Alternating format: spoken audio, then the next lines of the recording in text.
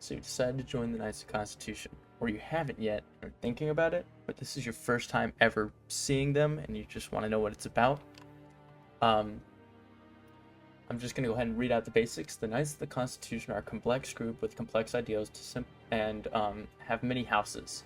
So to simplify the role-choosing process, here are the basics. The Knights of the Constitution failed to protect Angel's Venture, and the ultimate idea is to be followed without question, no matter what, that we fight for the good of humanity.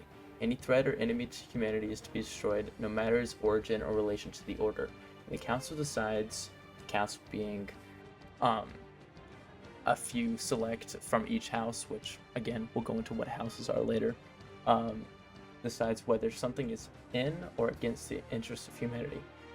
The Knights embody another ideal that makes their beliefs harder to understand. The idea of true democracy, also known as self-determination. This is a core belief of the faction. Unless the belief of an individual goes against the greater good, they are allowed to have and express their ideals. Anyways, going into what the houses are. The houses are a select, what is it, 5? Yeah, a select 5 different sort of playstyles. And the playstyles make up different houses. So different houses are the Templars, the Apothecaries, the Obliterators, the Silver Angels, and the Sicarians. So let's start off with the Templars. The Templars are calm, calculated, and with a mandate to protect. These Helldivers display excellent teamwork and tactics while reducing friendly fire and civilian casualties. With close ties to fleets and masters of adapting, they are often the best choice to deploy if the Order is unaware of what lies ahead. The Templars are basically the most... I like to play all sorts of different things, and you're not like a super explosive type of guy. You're kind of like, it's the most versatile class of all of them. Like there is no set playstyle except for the fact that they love melee. Templars, they will die in honor in order to get a cool clip of themselves, like stabbing a hook to death, stabbing what do you call them? Literally anything. They want to melee everything. And even those that don't want to melee everything, they still will they're the most likely to go in head first, other than the Obliterators. They're like the second most likely to go in head first and just try to smoke everything there with no regard to their own life.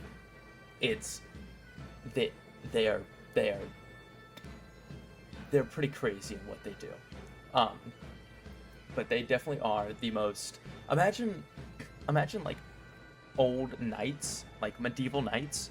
That's what they are. They go in with all intention to be leaving with honor. They love honor, everything to do with honor. They're really into honor. Imagine the soldier from TF2.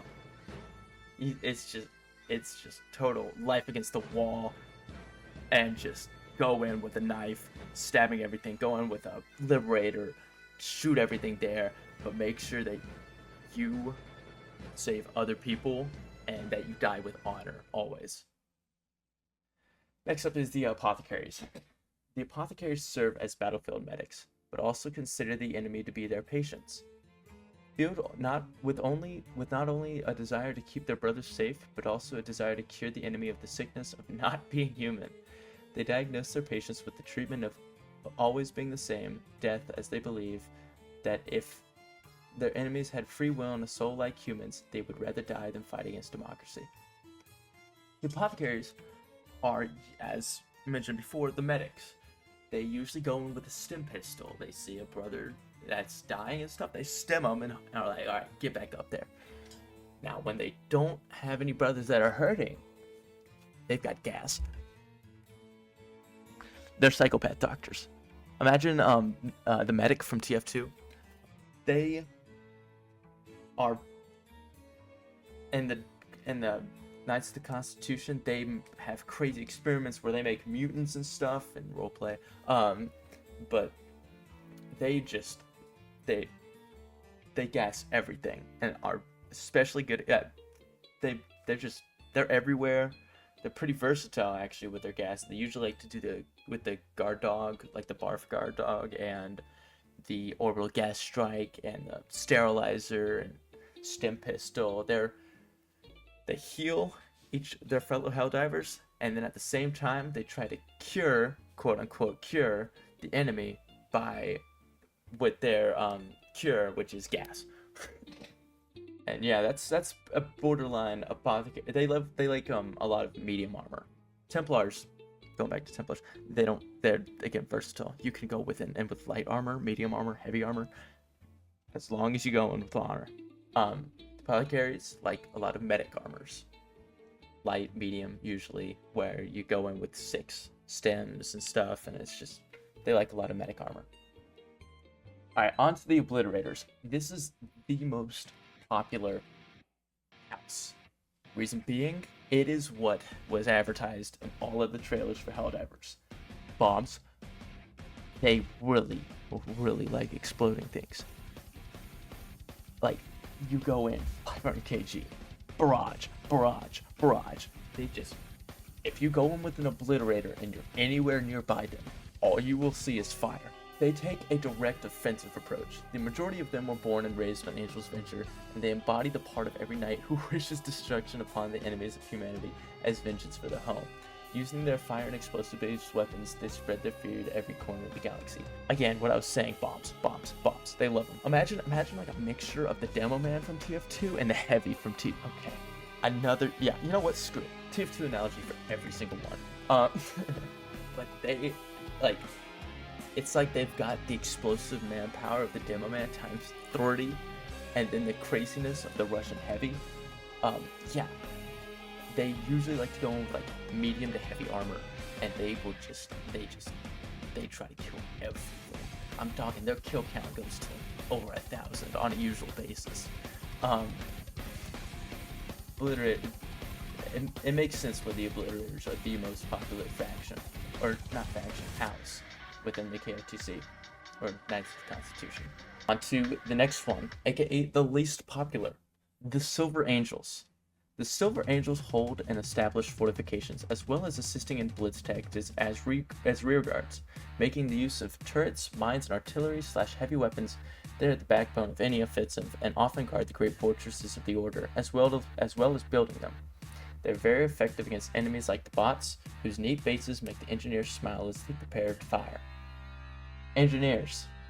You like turrets, you like Gatling sentries, you like rocket sentries, you like HMG, heavy machine gun emplacements, you like Emancipator exosuit, you like patriotic exosuit, you like anything that involves mechanical engineering. That's them. These guys, I'd say out of all of them, they're very much a sit down and just their weapons are very powerful, but again, you've got to set them down in a specific place where there's a chance that they can break. But if you hold down their area, you're unstoppable force of nature. They usually like a lot of engineering stuff. They're the engineer. Imagine the engineer from TF2. Yeah, they like a lot of engineering armor. At times, they can be even more powerful than the Obliterators, but again, that's only when they're sitting in the same spot, whereas the Obliterators are more versatile with their bombs and stuff. Obliterators are more bomb, Silver Angels are more sentry emplacements, HMG emplacements, and exosuits. Exosuits being a big selling point for them. I'm hoping that these guys gain more traction in the KOTC. Well, let me go ahead and explain the counselors. There's a Grandmaster named Grandmaster Walmart. He is the presidential figure, of the entire KOTC. He made it, and he's the main guy who all decisions go through. If he wants to make a decision, that happens. The counselors are like his advisors. He'll go to them and be like, hey, I've got this idea for something. Do y'all think it's a good idea? They say yay or nay. Or the counselors will go to him saying, hey, I've got this cool idea. And he'll probably say yeah, or he'll maybe say no. Oh, actually, I'm not going to go into the last house yet. I'm going to push 2 in front of it. But the counselors, there's 1 per house. such as there's one for the Templars, one for the Apothecaries, one for the Obliterators, one for the Silver Angels, and one for the Sicarians, and one for the Truth Dispensers, and one for the Holy House. I forgot what its name was. These have their different respective names, such as for the Templars, it is the Grand Warden. For the Apothecaries, it is the Primus Medici. I don't know. For the Obliterators, it is the Lord of Arsenals. For the Engineers, I forgot. But if you join the server and become a good enough person, good enough Silver Angel for there to be a counselor, you'll find out. And one for the Sicarians, which is the Silent Hand, me. One for the Truth Dispensers, which we'll get into soon, the Grand Inquisitor. One for the Holy House, the Archbishop of Liberty. The Holy House hasn't yet become a thing, so that's. I'll just go ahead and go into that next one. That one next. So we have a sort of, not necessarily religion, but more of like a common belief in roleplay, of course. We don't actually believe this. Is that the Constitution is so perfect to the point of where it's borderline holy. And so they don't necessarily praise the Constitution, but they don't but they hold it in high regard. So they're like the protectors, basically. They're the followers and like the defenders of this Constitution. Like they're the most into believing that it's perfect, and they're headed by the Archbishop of Liberty. That's one of the houses that they say, I think, is like a higher house, where you have to join one of the main five, which are the Templars, Obliterators, the Silver Angels, Sicarians, and the Apothecaries, and then you can build your way up into being a part of the Holy House or part of the Truth Dispensers, which I'm going to go into now. The Truth Dispensers are the cops, so to say. They've got their own little special chat. Everybody has their own little special chat with their house, but they look over the server. They make sure that everything is going well. They're usually pretty active, actually. A lot of them are pretty active. Now, that might be set to change. I don't know. They're the main cop force that looks over a lot of stuff, and they'll report to the Grandmaster, like, hey, this guy's being a bit, he's being a bit annoying. Not just annoying, but like he's being a bit out of hand. So on. They're very, very radical, I will say. If you like say like, I don't really like the Truth Dispensers, expect a hate speech back. Of course, as a joke. They're not actually gonna hate speech you. And then grab the tape recorder, KOTC, just to hear the screams. Got my rusty blade, all the same, just to make you bleed. I'm a cop, killer, big thriller. I was made by fake, Miller, black and white. You see the scene, now I'm spilling red. You see.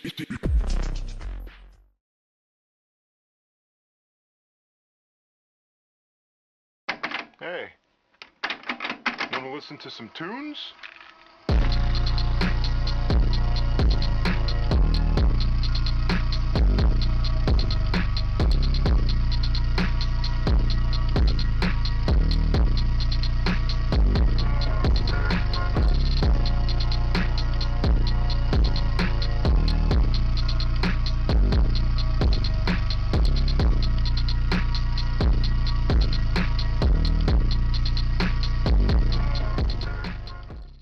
this is my favorite house. This is what I'm the counselor over. The Sicarians. These guys are the stealth ops. I'm going to say so much about these guys because I know so much more about these guys than I do about anything else. These guys are cool. You go into a mission, you try to be as stealthy as possible. You don't want to get found by anything. You don't want to... If you do get found, you got to figure out a way out, or you got to figure out a way to kill everything there as quickly as possible before they can call in reinforcements. It is intense, and at the same time, super calming. You will, on a Sicarian mission, if you do it right, you will see at max, you will kill at max like 70 guys, or 70 automatons, 70 bugs. Oh, please not bugs. Bugs suck to go against as a Sicarian. Imagine a mixture of the spy and the sniper from TF2. They don't like to be seen, but they also use a sniper, so they're pretty long distance, and they try to be as invisible as possible to the enemy. They're very much an objectivesman, so they're, in a weird way, a good pair with the Obliterators. If the Obliterators go and do their own objective on the other side of the map and kind of crowd all the attention over there, the Sicarian can go to the opposite side of the map, get all their objectives done efficiently, while the Obliterators are dealing with most of the reinforcements. It's very much, and they're also the most casual too. Like it makes the most sense for them to be solo ops as well, because you won't really need that many reinforcements if you don't plan on getting seen in the first place. So I've done truckloads of solo operations with the Sicarian. I mean, it's a lot easier to be Sicarian when you're communicating with others, because then you can be kind of like a, hey, y'all go over here, distract those guys while I go and easily get this objective done. They're very much, they're the least honorable out of all the factions, out of all the houses. Like, all the Apothecary, Obliterators, Silver Angels, and Templars, they love honor, they die in like a blazing fire of glory, whereas the Sicarians are like, you know what? That's not my type of thing. I don't want to die. So y'all can go and die in honor. I would rather save myself and extract and die as less as possible, and y'all can go and do your own thing. I don't want to die. So that's why a lot of the other houses hate them. And because I kind of built a reputation of making them not like us. But they're very much the ops, because they go against everything that every other house has been like built on. Or not everything, but they go up against a lot of what every other house has been built on. And they're personally my favorite, because stealth operations are awesome. And yeah, they're just a really cool house. So I highly recommend joining the Sicarians. No basis, of course, not like I'm the counselor of the house anyways. But yeah, that's a basis of basically each house. And yeah, I hope y'all join the Knights of the Constitution. And have a good one. Silent Hand out.